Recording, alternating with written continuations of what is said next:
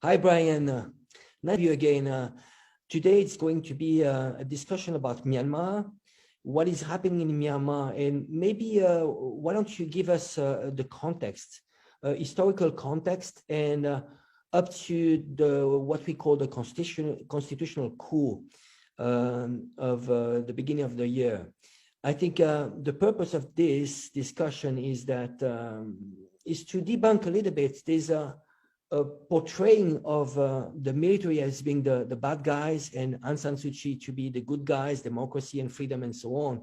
And there's no one actually trying to debunk this whole thing, just to give a more accurate image of what is actually happening in Myanmar.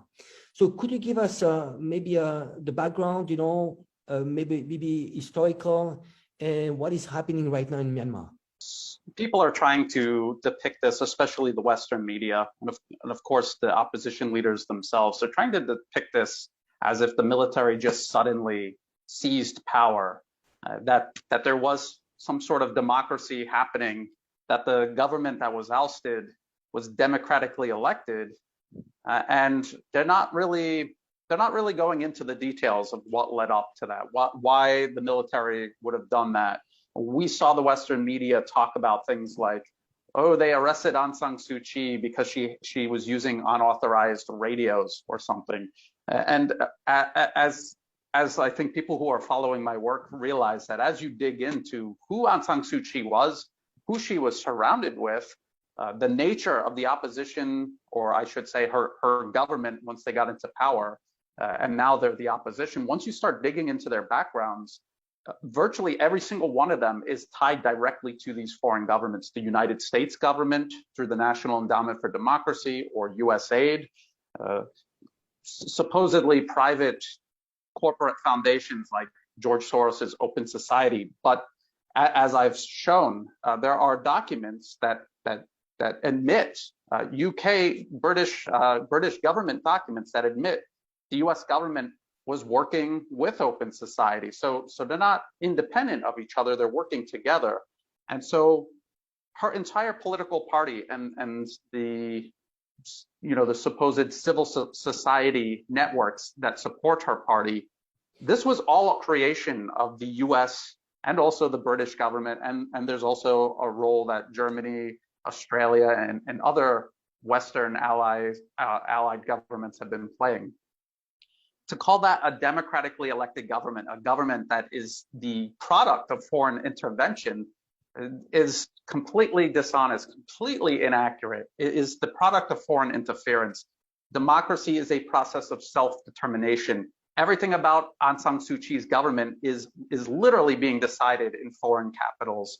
And we're probably going to get into her foreign advisors. She literally had foreigners surrounding her, around her constantly, just determining her policies for her. So there was no element of self-determination here at all. It was basically a modern day colonial administration that they installed into power. This is what the military removed from power.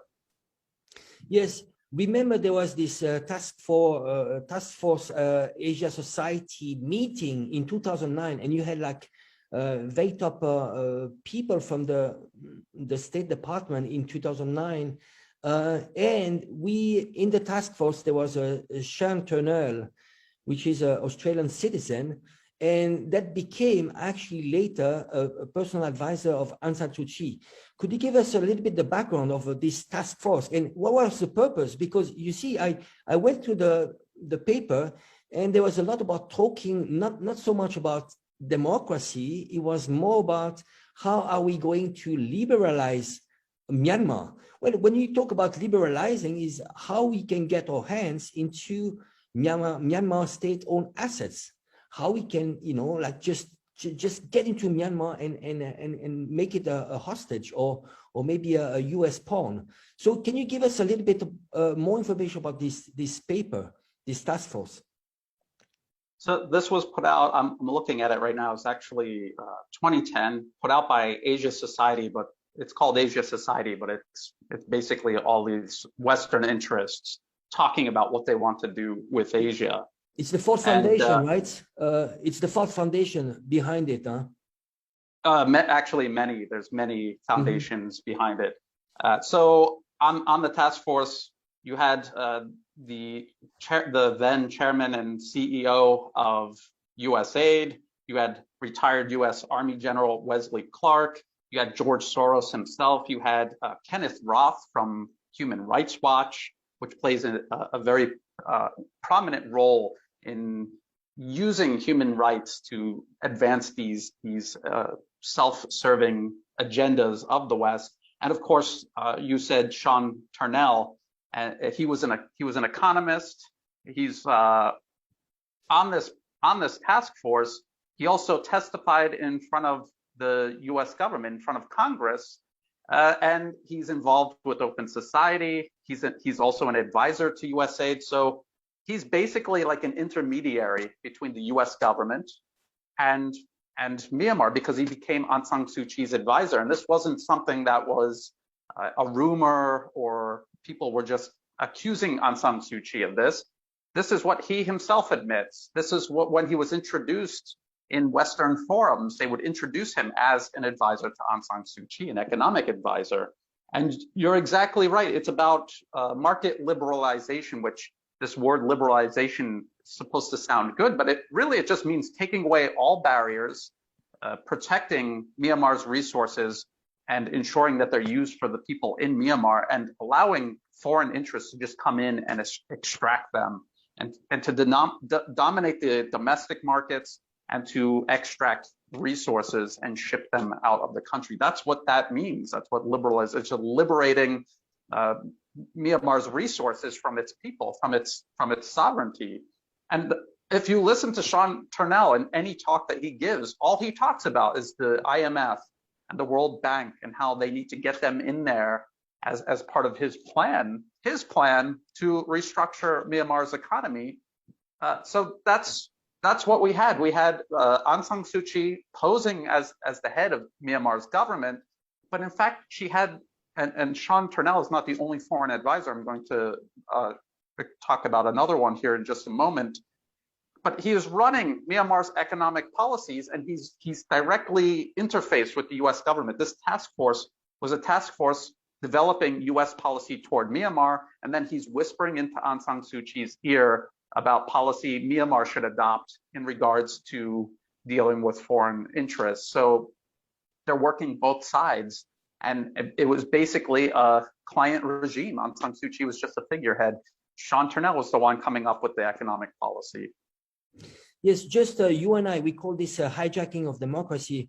And I think it would be good if you can explain exactly, I mean, why it is not a democracy, why it is actually, it's going against the sovereignty of Myanmar, you know, in terms of so touching the media, the information, civil society, and actually politicians, you know, which are all in the hands of the US. Can you explain why we call this hijacking of democracy?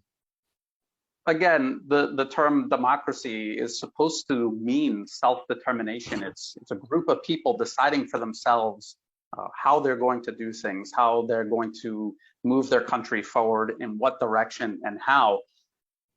If you have a foreign country interfering in virtually every aspect of your nation's socio-economic and political landscape, is that really self-determination? If the head of Myanmar's government was beholden to these supposed advisors, I think it's more accurate to call them handlers. There was another one, Joseph Fisher.